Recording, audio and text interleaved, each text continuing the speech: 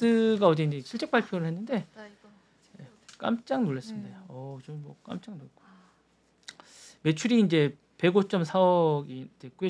지난해 1분기 매출입니다. 그래서 12.5% 정도 상승을 했고 이게 월가의 어떤 예상치보다 훨씬 뛰어넘는 거고 저는 이제 이 뭐 영업이익이 좀 많이 나왔어요. 6.61억 달러 정도에서 예상치 5.66억 달러보다 훨씬 상회했다라고 이제 놀라울 정도. 이제 영업이익률이 저는 이게 상당히 높았습니다. 이게 영업이익률이 어쨌든 31.7% 전년 동기 대비해서 28.1%보다 많이 높았습니다. 그래서 구독자 수를 공개 안 했습니다.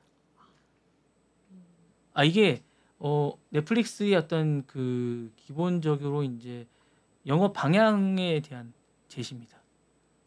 그러니까 이제 넷플릭스가 이제 보다 괜찮은 회사로 가는 방향을 이렇게 가겠다라고 이제 방향성을 제시한 겁니다. 그러니까 이제 이게 주가에는 되게 좋게 방향성을 제시한 거고요.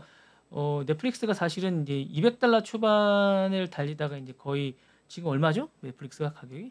모르겠어요. 한번 잠깐 봐주시겠어요? 제가 봐드릴게요. 네, 기다려주세요. 네. 이게 사실은 거의 이제 뭐 1,000달러 가까이 가고 있는데 제가 알기로는 뭐 800~900달러는 이렇게 갈 텐데 엄청나게 높게 많이 상승을 한 걸로 알고 있습니다. 제가 알기로는 뭐 이렇게 많이 올라간 걸로 알고 있는데 700달러에서 한 800달러 정도 차이가 될 텐데. 잠시만요. 이게 왜 안 나오지?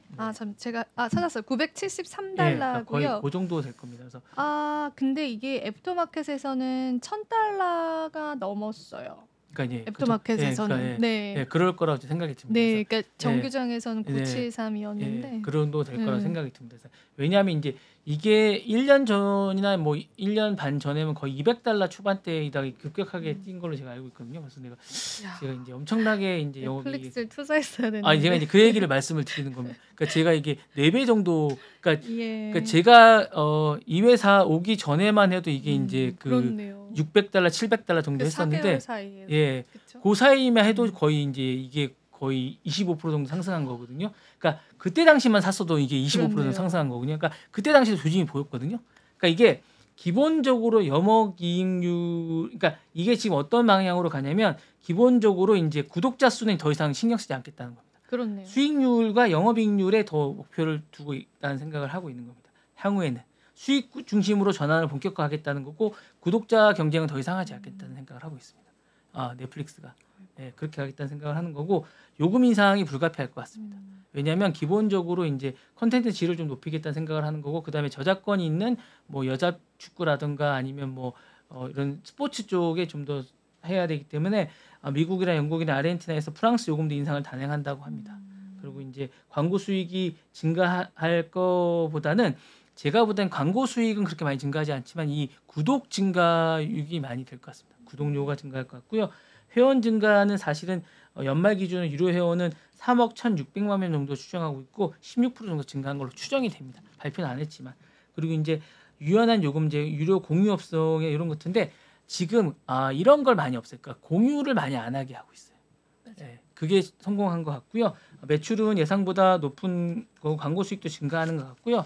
이런 전략을 쓰고 있습니다. 그래서 2분기 가이던스나 연간 전망으로 좀 말씀을 드리면 15% 정도 성장할 것 같고 가이던스는 제가 볼 땐 7억 달러 정도 증가할 것 같습니다. 영업이익률 33% 정도 될 것 같은 생각이 들고요. 광고 매출은 전년 대비 한 2배 정도 성장할 것 같은 생각이 듭니다. 그래서 이 정도 될 것 같고 기본적으로 제가 볼 때 회원 수에 다른 게임을 좀 시작한 게 아닌가라는 생각이 들고요. 지금 TV 쪽에서 이제 보면 약간 매출의 전략을 이렇게 잡은 것 같아요. 그러니까 기본적으로 이제 순위가 보면 TV 쪽에 미국 TV 쪽을 보면 전체 파이 중에 12% 정도를 유튜브가 차지하고 있어요. 전체 그리고 이제 넷플릭스가 8% 정도 차지하고 있는데 그럼 나머지 80%를 나머지 매체가 차지하고 있잖아요. 그 넷플릭스 전략은 뭐냐면 이렇게 1등을 하겠다 이런 전략이 아니고 80%를 자기네가 경쟁을 하겠다는 거예요.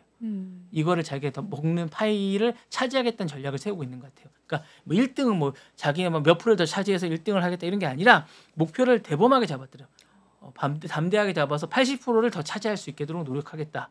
이런 목표를 잡았더라고요. 그래서 자기가 뭐 5%를 더 차지해서 1등을 하겠다 이런 전략이 아니라 자신들 80%를 더 차지할 수 있도록 하겠다라는 차지를 하겠다. 8%에서 80%를 더 차지할 수 있도록 하겠다라는 그런 전략을 세우고 있더라고요. 그래서 약간 이런 전략을 하고 몇 명을 더 구독하냐 이런 게 아니라 얼마나 많은 수익을 창출하느냐, 얼마나 더 사용자를 오래 하느냐 이런 전략을 하겠다라는 가이던스를 잡고 있는 것 같습니다. 그래서 이런 걸로 해서 향후 목표를 잡고 있는 듯하면서 이렇게 해서 이제 넷플릭스가 향후에 더 높은 수익률을 차지하지 않을까라는 생각이 듭니다. 그래서 제가 볼 때는 넷플릭스가 좀 더 이렇게 알차게 가지 않을까라는 생각이 듭니다. 근데 이제 이게 제가 볼 때는 더 이제 힘든 건 이런 것 같아요.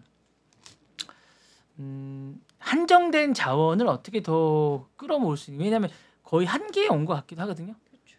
예, 한계에 온 거를 어떻게 더 끌어모으느냐. 그렇네요.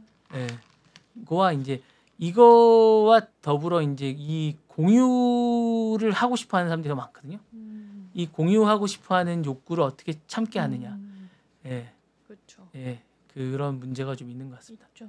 예, 그리고 이제 그 수많은 컨텐츠를 만드는 많은 것들을 어떻게 또 구별해 가느냐는 어떤 컨텐츠의 차별성도 좀 있는 것 같습니다. 그러니까 넷플릭스만 좋은 컨텐츠를 만드는 건 아니거든요. 예, 그거를 어떻게 입도 선매를 할 수 있느냐도 차원이 좀 있는 것 같습니다.